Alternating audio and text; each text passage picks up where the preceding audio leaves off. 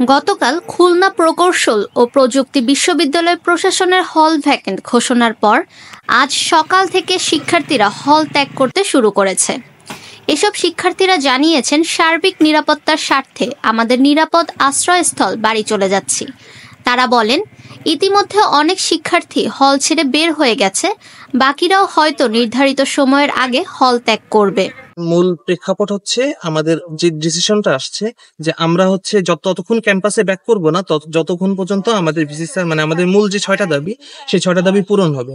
এখন যদি আমাদের রোজার পরে ক্লাস দিয়ে দেয় সেক্ষেত্রে আমাদের আন্দোলন স্থগিত হবে না। আমরা ক্যাম্পাসে আসবো, বাট আমরা কেউ ক্লাসে যাব না। আমরা আমাদের আন্দোলন আবার আগের মতো সচল করবো।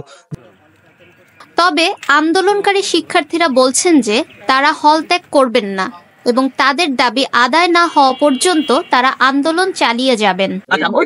আমাদের হলে নিরাপত্তার জন্য, আর যেহেতু মেয়ে তাড়াতাড়ি বাসায় ফিরতে হবে, সবাই অনেক টেনশন। না, আন্দোলন থেকে সরে যাওয়ার আমাদের অ্যাকচুয়ালি কোনো প্রয়াস নেই। আমাদের আন্দোলন থেকে বেড়ে যাবে। 18 ফেব্রুয়ারি সংঘর্ষের পর থেকে খুলনা প্রকৌশল ও প্রযুক্তি বিশ্ববিদ্যালয়ে উত্তপ্ত অবস্থা বিরাজ করছে। সংঘর্ষের পর থেকে শিক্ষার্থীরা ভিসি, প্রো-ভিসির অপসারণ সহ 5 দফা দাবিতে আন্দোলন চালিয়ে যাচ্ছে। হল ভ্যাকেন্ট আসলে এটা কাইন্ড অফ যার যার নিরাপত্তার সাথে অনেকে করছে, কারণ যেহেতু মানুষ কম ক্যাম্পাসে, সেফটির একটা ইস্যু থাকে। এছাড়াও অনেকের দেখা যায় যে হয়তো প্ল্যানই ছিল যে এরকম একটা সময় চলে যাবে, এই কারণে অনেকে চলে যাচ্ছে।